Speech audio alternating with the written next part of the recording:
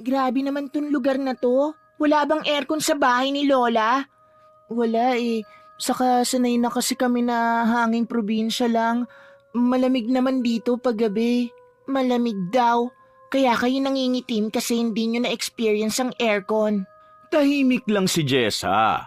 Pinagmasdan niya ang pinsan na bagong dating mula sa Maynila. Maputi, maayos ang buhok, naka-sleeveless at may bit-bit na malaking maleta. Kita mo agad na hindi sanay sa probinsya. Ngunit ang huling sinabi nito ay bahagya siyang naasar. Apo, halika, pumasok ka. May niluto akong ginataang gulay para sa'yo. Gulay? Lola naman, meron bang ibang ulam? Siguro seafood or kahit pasta? Hindi ako kumakain ng gulay eh. Naku, Apo, pasensya ka na at walang ibang ulam. Ito lang ang naisip kong iluto. Paborito rin ito ni Jessa. Hay nako, sige na nga. Pero next time try nyo naman yung niluluto sa Maynila. Like carbonara or ramen. Trend na yun ngayon. Napatingin si Jessa kay Lola. Kita sa mukha ni Lola Estrella na medyo napahiya, ngunit pinilit niyang umiti. Halos hindi inaasahan ang inasal ng kanyang apong lumaki sa Maynila. Sige ako na pong maghahain. Maupo na po kayo. Wait lang, may signal ba dito? Kanina pa ako walang signal eh. Paano ako mag-a-update sa mga social media accounts ko kung ganito kabagal ang signal? Nako, Janelle, mahina talaga ang signal dito. Baka dun sa may puno sa labas, minsan may 1 bar o signal dun. Ha? 1 bar? Sa amin sa Manila, kahit nasa banyo, full signal. Grabe naman, bakit kasi pumayag pa ako magbakasyon dito? Mabubuhay kaya ako dito ng ilang linggo? Kainis naman oh. Naglakad-lakad pa si Janelle papunta sa kusina. Napansin niya ang maliit na TV sa ibabaw ng aparador. Oh no, may ganitong TV pa pala ngayon? Wala bang smart TV si Lola? Iyan pa ang gamit ni Lola simula dati. Gumagana pa naman yan ng maayos. Gumagana nga pero luma pa rin. Wala man lang bagong mapanood. Diyos ko, parang museum na tong bahay ni Lola. Napahinto si Jessa sa paghahain. Gusto na sana niyang sumagot, ngunit pinipigilan niya ang kanyang sarili. Baka ganun lang talaga magsalita ang kanyang pinsan. Apo, umupo ka na. Huwag ka na munang magreklamo. Kararating mo lang kaya alam kong pagod ka sa biyahe. Sige pero sana makapagpaayos tayo ng bahay. Ang dilim tapos ang init. Sa Manila kasi may mga aesthetic na restaurant at bahay. Dito parang luma na lahat. Tahimik ang hapagkainan habang kumakain sila.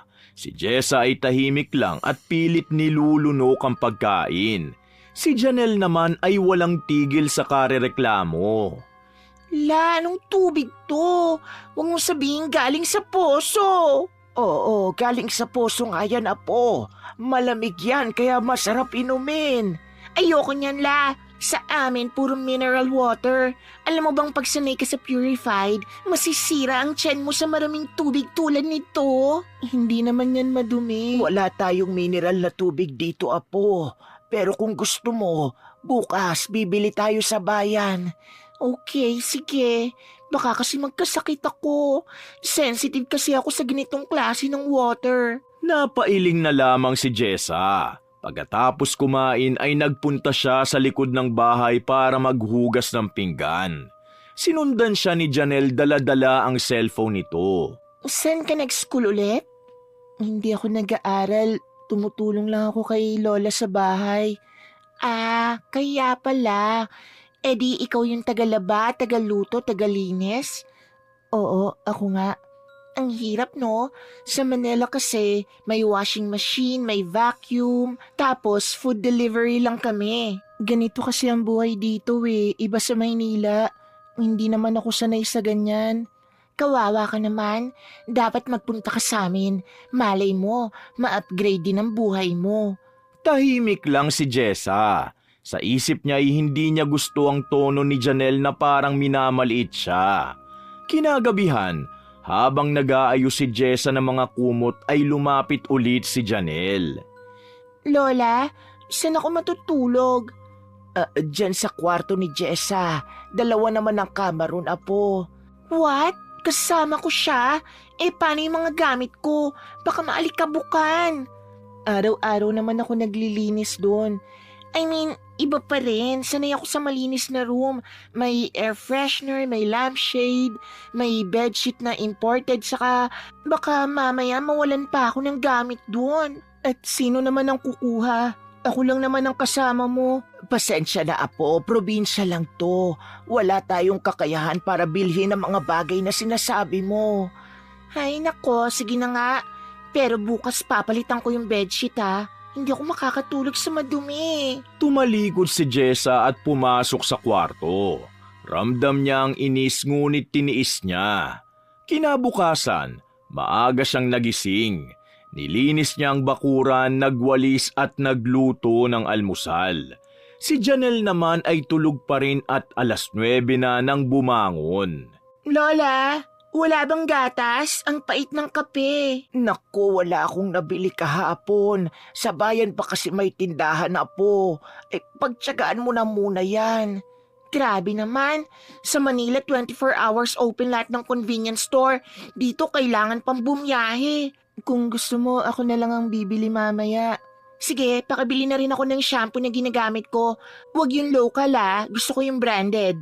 Ano yung branded? Alam mo yung mga shampoo na ginagamit ng mga influencer? Yun yung gusto ko. Tumango na lamang si Jessa at hindi na sumagot.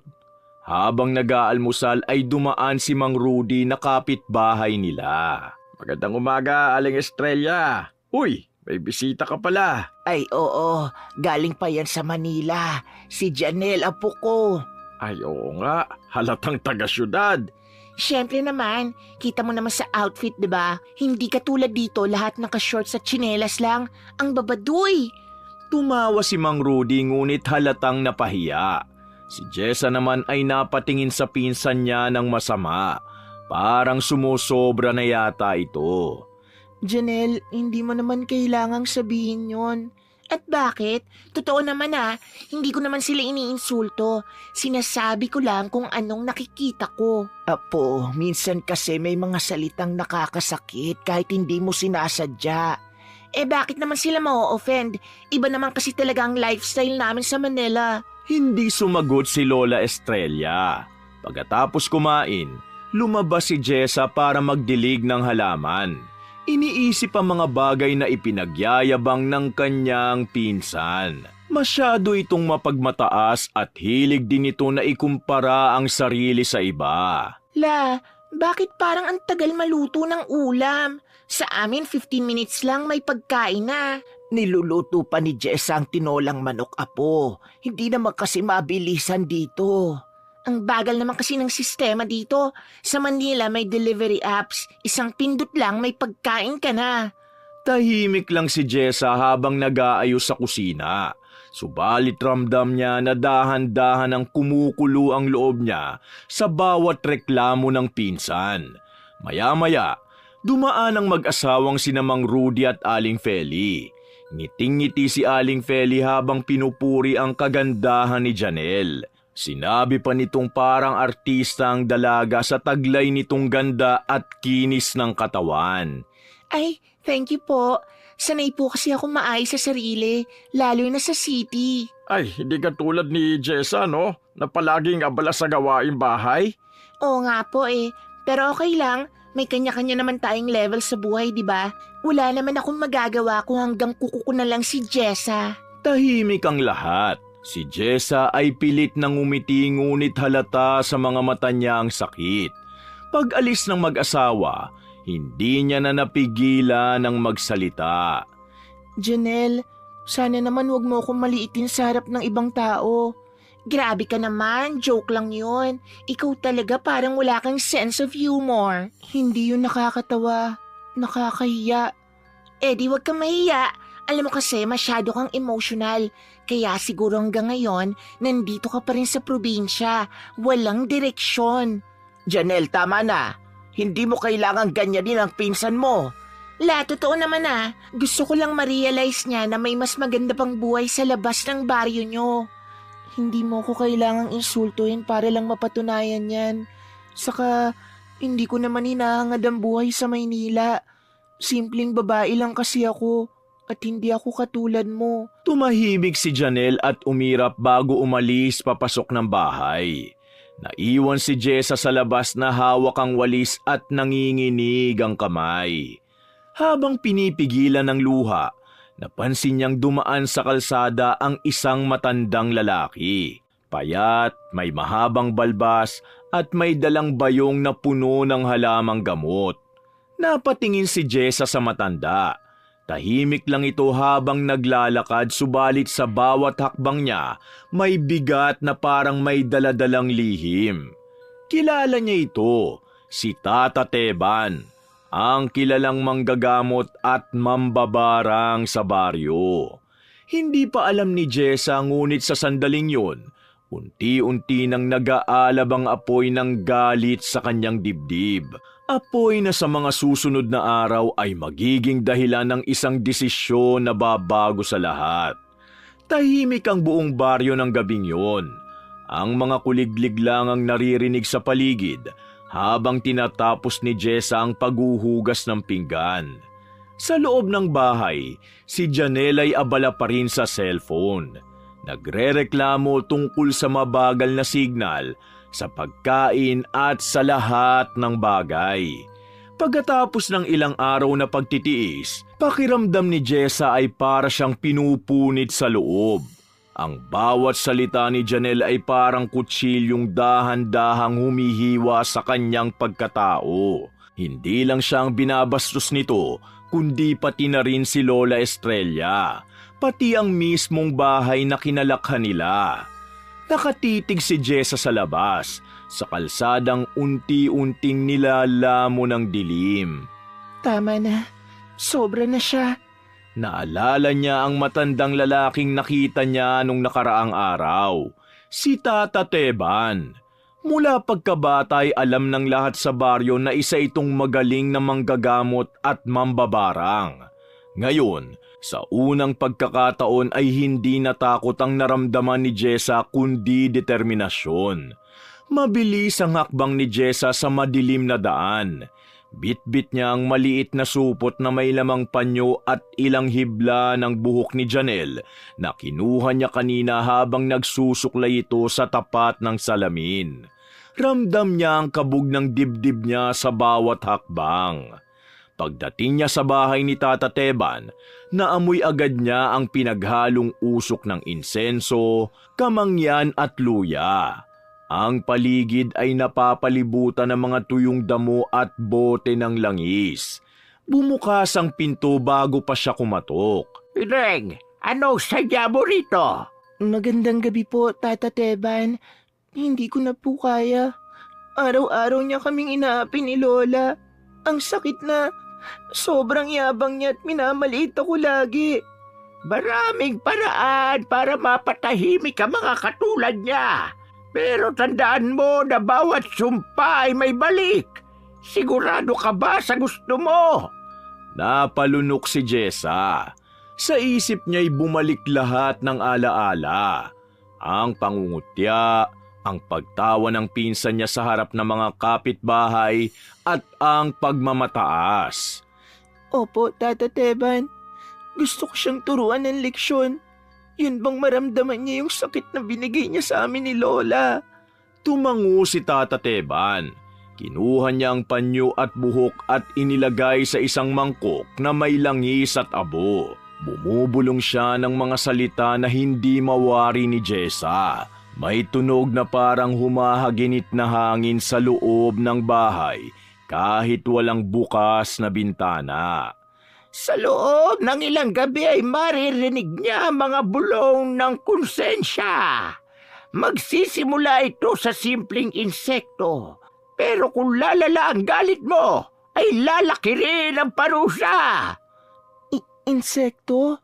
Langaw! Hindi siya titigilan ng mga langaw hanggat hindi siya natututo. Natigilan si Jessa. Langaw, simple lang kung tutuusin. Ngunit sa isip niya, Sapat para pagdudahan ni Janelle ang sarili para matakot at para matauhan. Bago ka umalis, tandaan mo na kapag tumindi ang galit mo, titindi rin ang parusa. Alam kong hindi ba sa iyo ang babaeng ito, kaya wag mo nang palakihin ang alitan nyo nang hindi na humantong sa malalang kalagayan. Maraming salamat, Tata Teban.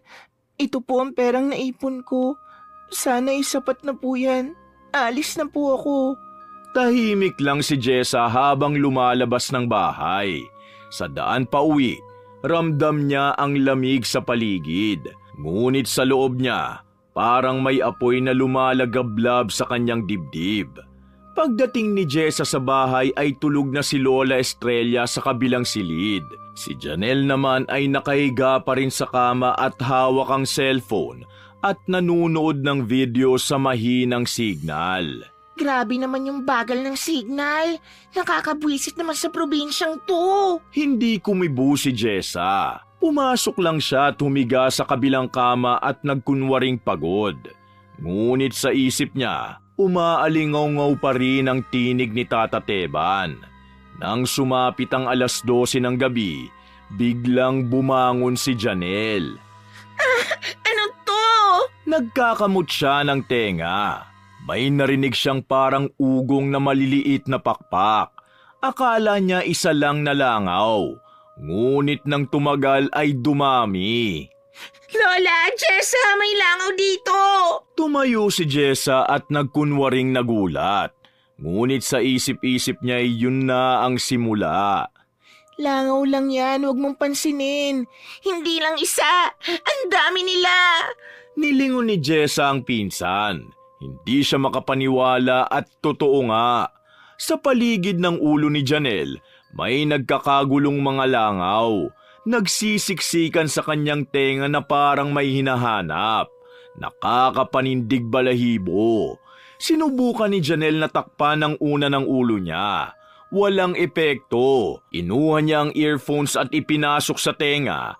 Ngunit patuloy ang langit-ngit ng pakpak sa paligid niya. Alis dyan, kadiri kayo! Nagising si Lola Estrella at nagmamadaling bumangon at pumasok sa kwarto. Ano bang nangyari, Apo? Tignan mo to. Hindi umaalis sa mga langaw. Bakit ganito? Kadiri! Nagsindi si Lola Estrella ng kandila. Subalit nang lumiwanag ang kwarto, ang mga langaw ay parang lalo pang dumami. Dumadapo sa buhok ni Janelle, ganun din sa kanyang leeg. Ngunit higit sa lahat, pilit na pumapasok sa kanyang tenga. Nako, baka naamoy lang nilang shampoo mo o kung ano. Hindi la, ang dumi kasi ng bahay mo kaya ako binabaan ng langaw. Dapat kasi araw-araw mong linisin tong bahay. Naniga si Jessa sa narinig. Dahil sa kabila ng sitwasyon nito, nagagawa pa ring manisi ng pinsan niya. Hindi mo pa rin alam kung saan ka nagkamali. Ano yung sinabi mo? Wala, magpahinga ka na lang. Baka bukas mawala na yan. Subalit hindi nakatulog si Janelle buong gabi. Walang katapusan niyang binubugaw ang mga langaw na parang sinasadya siyang pahirapan. Habang pinagmamasdan ni Jessa ang pinsan, nakaramdam siya ng kakaibang pakiramdam. Hindi tuwa at hindi rin takot. Para bang may bumigat sa dibdib niya. Subalit kasabay noon ay may unti-unting gaan. Kinabukasan, namumugto ang mata ni Janelle. Halatang wala itong tulog.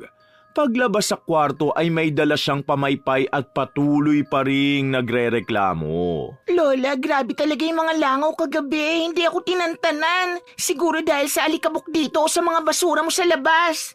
Apo, malinis naman ang bahay ah. Araw-araw nililinis ni Jessa to. Bakit ako lang ang pinupuntahan nila? Siguro dahil hindi nyo nalilinis ng maayos yung higaan ko. Tahimik si Jessa habang nagtitimpla ng kape. Ramdam niyang muling sumisikip ang dibdib niya sa bawat salitang binibitiwan ni Janelle. Apo, matulog ka na ulit at alam kong wala kang tulog kagabi. Baka may matamis lang na dumikit sa tenga mo kaya ka dinapuan ng mga langaw. Hindi, La. Hindi mo naiintindihan. Parang sinadya ko ng mga langaw kagabi. Kahit saan ako pumunta, nandun sila. Tumalikod si Jessa. Itinatago ang ekspresyon. Sa isip niya, bumabalik ang mga salitang binitiwan ni Tata Teban na kapag lumala ang galit niya, lalong lalaki ang parusa. Hindi niya alam kung dapat ba siyang matakot o matuwa. Pagsapit ng gabi, umulan ng malakas. Si Lola Estrella ay maagang natulog dahil sa pagod sa buong araw. Si Janelle naman ay nakahiga ngunit halatang kinakabahan. Sa tabing kama nakaupo si Jessa at nag-aayos ng mga natuyong damit. Jessa, doon na lang ako sa kwarto ni Lola matutulog. Bakit? Baka kasi bumalik na naman yung mga langaw. Ayoko nang maulit yon. Linisin mo muna tong kwarto ko bukas saka ako babalik dito. Sige, kung gusto mo. Tumango si Janelle at lumipat sa kwarto ni Lola. Subalit bago pa man sumapit ang hating gabi, muli na namang nagising si Jessa sa mga sigaw. Lola, Jessa, tulungan niyo ako! Patakbo siyang lumapit. Sa loob, nakita niyang nagtatatakbo si Janelle. Pinapalo ang ulo ng unan at sinasampal ang tenga. Apo, anong nangyayari sa'yo? Hindi sila umaalis. Kahit saan ako pumunta, naririnig ko pa rin. Para silang nasa loob ng tenga ko. Tinakpa ni Jessa ang bibig niya. Pigil ang hinga. Lalong naging totoo sa kanya ang sumpa. Ang mga langaw ay tila hindi basta lumilipad lang, kundi parang galing mismo sa loob ng tenga ni Janelle. Habang nakatingin siya sa pinsan, may kaunting bahagi ng puso niya ang nasiyahan. Sa wakas, naramdaman ni Janelle ang takot. Subalit kasabay nun, may isa ring tinig sa isip niya. Kung ito ba talaga ang gusto niya? Hindi niya sinagot ang isip niya at tumalikod siya, lumabas ng kwarto at sa dilim ng sala ay huminga ng malalim. Dapat lang yan sa'yo, Janelle. Nang sumunod na gabi, pagpasok ni Jessa sa kwarto, naririnig niya pa rin ang huni ng mga langaw kahit wala na siya sa tabi ng pinsan. Ang ugong ay tila kumakalat sa buong bahay at kumakapit sa hangin. Nakakadiring tingnan ang nagkukumpulang mga langaw sa ulo ni Janelle kahit pabalutin niya ito ng bonet. Hanggang sa madaling araw gising si Jessa. Malakas ang ulan sa labas at bawat patak ng tubig sa bubong ay dinig niya. Hindi siya makatulog buong gabi. Pinilit niyang ipikit ang mata hanggang sa may marinig siyang kaluskos. Kasunod noon ay isang nakapangingilabot na sigaw. Lola! Jessa! Napabalikwa si Jessa ng bangon. Tumakbo siya palabas ng silid kasabay ni Lola Estrella na halos matisod sa pagmamadali at noon ay galing sa kusina na uminom ng tubig. Pagpasok nila sa kwarto, bumungad sa kanila ang eksenang hindi nila malilimutan. Nakasubsob si Janelle sa sahig, nanginginig at halos hindi makapagsalita. Hawak-hawak niya ang tiyan at patuloy na sumusuka. Sa bawat pagduwal niya, may lumalabas na itim na likido na malapot, mabaho at may halong mga patay na langaw na kitang-kita sa liwanag ng kandila. Diyos ko! Ano to, Apo? Halos mawala ng boses si Janelle sa pag-iyak. Ang maputi niyang balat ay nanlilimahid at ang mga mata niya ay parang nagdidilim sa takot. Ayoko na dito. Parang may kung anong pumasok sa loob ng katawan ko. Hindi ko alam kung anong nangyayari. Lumapit si Jessa nang nanginginig ang kamay habang nakatingin sa sahig. Ang mga itim na itlog na isinuka ni Janelle ay kumikilos pa na parang may mga buhay na gumagapang sa loob. Isa-isa, pumuputok ito at may lumalabas na mga patay na langaw. Basang-basa sa itim na likido. Hindi alam ni Jessa kung matatakot ba siya o manghihilakbot sa sarili niyang ginawa. Langaw, sabi niya sa isip. Sinabi ni Tata Teban na magsisimula sa langaw. Santa Maria, maawa ka sa amin. Maawa ka sa apo ko. Hinawakan ni Jessa ang balikat ng lola, ngunit nanlalamig ito. Sa mga sandaling yun, ramdam ni Jessa ang kabigatan ng sumpang pinakawalan niya. Parang ang bawat langaw na lumalabas kay Janelle ay piraso ng kanyang sariling konsensya na kumakawala. Lumipas ang ilang minuto bago tuluyang humupa ang pagsusuka ni Janelle. Napahandusay ito sa sahig, humihingal at nanginginig. Gusto ko nang umuwi. Gusto ko magpagamot sa Manila. Baka may mga gamot doon. Hindi ko na kaya to. Tahimik lang si Jessa. Hindi siya makatingin ng diretso sa pinsan. Bumigat ang dibdib niya. Parang gusto niyang sabihin na siyang may kagagawan, ngunit wala siyang boses. Napatitig siya sa mga patay na langaw sa sahig na nakakalat na parang nakatingin din pabalik sa kanya. Sige apo, umuwi ka na. Magpahinga ka sa Maynila. Baka mas gumaan ang pakiramdam mo doon. Tumango si Janelle, subalit halatang nangihina. Nilinis ni Jess ang sahig habang nakayuko. Pinipigilan ang panginginig ng kanyang kamay. Hindi niya alam kung anong mas malakas, ang kabog ng kanyang dibdib o ang tunog ng ulan sa labas. Pagkalipas ng ilang oras, nag-empake na si Janelle ng mga damit. Si Lola Estrella ay nagluto ng mainit na sabaw ngunit hindi rin ito kinain. Tahimik ang bahay maliban sa marahan na pagpatak ng ulan. Habang inaayos ni Janelle ang kanyang gamit, nilapitan siya ni Jessa. Hindi niya alam kung anong sasabihin ngunit hindi siya mapakali. Janelle, sigurado ka bang gusto mong umalis? Oo, hindi ko na kaya. Baka pag umuwi ako sa Maynila may makatulong sa akin na doktor.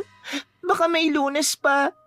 Pasensya na, Lola, Jessa, kung naging masama ako sa inyo. Nilingon ni Jessa si Lola Estrella. Nanahimik lang ito ngunit halata sa mga mata ang lungkot. Lumapit si Janelle sa kanila at sa unang pagkakataon simula nang dumating siya, yumuko ito.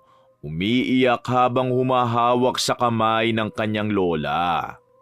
Lola, patawarin niyo ako, ang yabang ko. Akala ko magaling ako sa lahat kasi taga Maynila ako. Pero ngayon na naranasan ko na ang ganitong bagay, nakaramdam ako ng takot. Saka ako na-realize na walang ibang makakatulong sa akin dito kundi kayo lang kasi pamilya tayo. Pero pasensya na sa mga sinabi ko ay parang hindi ko kayo kadugo. Hayaan niyo po, pag gumaling ako, babalik ako rito. Babawi ako sa inyo. Napatitig si Jessa sa pinsan. Ang dating matayog at mayabang na babae, ngayoy parang batang nagmamakaawa. Doon niya naramdaman ang biglang kirot sa puso. Hindi dahil sa awa, kundi sa katotohanang siya mismo ang dahilan kung bakit nagkaganito si Janelle. Habang yakap ni Lola si Janelle, hindi na napigilan ni Jessa ang pag-iyak. Lumapit siya at hinawakan ng braso ng pinsan. Janelle, huwag ka munang umalis. Ha? Bakit naman, Jessa? Kailangan ko magpagamot, baka lumala to. Hindi ka gagaling sa Maynila. Natahimik si Lola Estrella. Napatigil si Janelle at halatang nabigla at naguluhan sa sinabi ng pinsan. Anong ibig mong sabihin? Hindi nakasagot agad si Jessa. Tumulo ang luha niya habang tinititigan ng pinsan. Ang totoo, gusto niya nang umamin. Gusto niya nang sabihing siyang nagpabarang dito. Subalit natatakot siya sa magiging reaksyon ni Lola at sa galit ni Janelle at sa posibleng kaparusahan ng Diyos. Kaya't ang tanging nasabi niya lang, Basta, huwag ka munang umalis. Baka mas lumala pag umalis ka. Hayaan mo, tutulungan kitang maghanap ng gamot. Jessa, salamat ha. Alam kong marami akong nasabing masakit sa'yo. Pero sana maintindihan mo. Ganito lang talaga ako noon. Pero nagbago na ako ngayon. Naisip ko na hindi nga pala talaga maganda mga sinabi at pagmamayabang ko. Promise, babalik ako pag gumaling na ako. Siguro parusa na rin sa akin to kasi ang sama-sama akong apo at pinsan. Habang binibigkas ni Janelle ang mga salitang yon, napansin ni Jessa ang kakaibang liwanag sa kanyang mukha. Parang kahit namumutla na, may bahid ng sinseridad. Bago tuluyang lumabas ng bahay, niyakap ni Janelle ang lola niya ng mahigpit. Nagpasalamat ito kay Jessa, kahit nanginginig pa rin ang katawan. Ang mga mata nito ay puno ng luha at pag-asa, kahit na halatang malapit na itong mawala ng lakas. Bago pa ito tuluyang umalis, nagawa ng magsalita ni Jessa. Hindi yan gagaling sa Maynila kasi epekto yan ng barang, Janelle. Tahimik ang buong bahay matapos bigkasin ni Jessa ang mga salitang yun. Tila huminto ang hangin. Ang tunog lang ng ulan sa labas ang maririnig. Pumapalo sa bubong na parang kumpas ng isang lumang orasan. Anong sinabi mo, Jessa? Barang? Anong ibig mong sabihin, apo? Nanlaki ang mga mata ni Janelle. Dahan-dahan itong napaatras. Hawak pa rin ang tiyan na may kirot. Hindi siya makapagsalita. Ang mukha niya ay parang unti-unting nawawala ng kulay. Hindi na napigilan ni Jessa ang pag-iyak. Bumigay ang tuhod niya at napaluhod sa sahig habang tuloy-tuloy ang patak ng luha sa pisngi niya. Ako ang may kasalanan. Ako ang nagpabarang sa'yo, Janelle. Ako yun. Hindi ko na kinaya lahat ng pang-aapi mo. Araw-araw mo kaming binabastos ni Lola. Parang wala kaming kwenta sa'yo. Hindi ko alam kung bakit pero napuno ako. Kaya lumapit ako kay Tata Teban. Siya ang gumawa ng sumpa. Nanatiling nakatayo si Lola Estrella. Nanginginig habang si Janelle ay natulala naman. Hindi ito makagalaw. Sa unang beses, tila walang yabang o galit sa muka. Tanging gulat, sakit at lungkot. Jessa, ikaw? Bakit mo to nagawa? Hindi ko gustong umabot dito. Pero ang sakit-sakit, Janelle. Ang sakit kapag tinatawanan mo ko kapag sinasabi mong wala akong mararating. Ang sakit kapag naririnig kong nahihiya si Lola dahil sa mga salita mo. Gusto ko lang sanang maramdaman mo rin yung sakit na nararamdaman ko. Pero hindi ko inakala na ganito kalala ang mangyayari. Tahimik si Janelle. Mabagal siyang lumapit habang si Jessa ay nakaluhod pa rin. Halos hindi na makatingin sa kanya. Inabot ni Janelle ang kamay ng pinsan. Nanginginig ito ngunit dahan-dahan niyang hinawakan. Jessa, patawarin mo ko. Tama ka, ang yabang ko. Ang sakit ng mga sinabi ko. Hindi ko naisip na nasasaktan na pala kita. Akala ko biro lang. Akala ko normal lang ng pagyayabang. Pero totoo pala yung sinasabi nilang may mga salitang mas masakit pa sa sugat. Salamat kasi kahit ganito, nagising ako sa katotohanan. Lalong humagulgol si Jessa. Niyakap siya ni Janelle ng mahigpit kahit na nangihina ito. Sa unang pagkakataon, walang galit o puot. Tanging luha at pag-unawa ang namamagitan sa kanila. Mga apo ko, hindi ko akalaing aabot kayo sa ganitong sitwasyon. Pareho kayong nasaktan, pareho ring nagkamali. Jessa, mali ang gumanti ng sama ng loob sa pamamagitan ng kasamaan. At Janelle, mali rin ang pangmamaliit sa kapwa.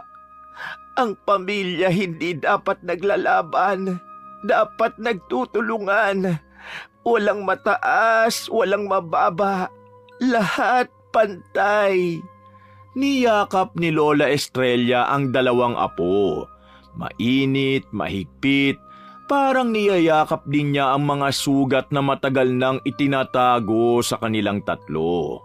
Sa yakap na yun, tila may biglang gaan sa hangin. Sa unang beses, tahimik ngunit payapa ang buong bahay. Pagkatapos ng ilang oras, humupa na ang ulan. Ang unang sinag ng araw ay marahang tumago sa siwang ng bintana.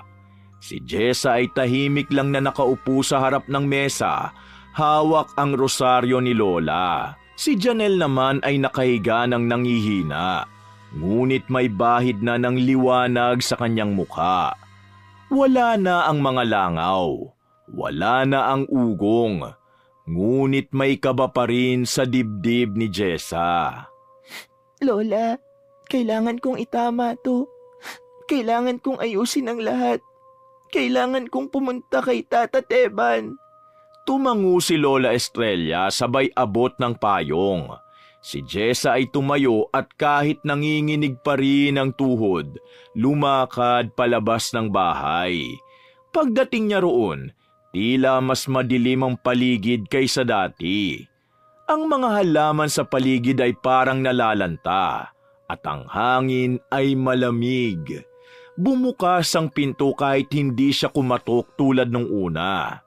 Lumabas si Tata Teban, nakasuot ng lumang baro at tila alam na niya ang dahilan ng pagdating ni Jessa. Alam kong darating ka, Iha. Ramdam ko na kagabi pa. Malalim ang galit na ginamit mo pero mas malakas ang pag-ibig na bumalik sa puso mo. Kaya ka nandito ngayon, tama ba? Tata Teban, tulungan niyo po ako. Hindi ko alam na ganito kalala ang magiging epekto. Pakiusap po, itigil niyo na ang barang. Hindi ko na kaya.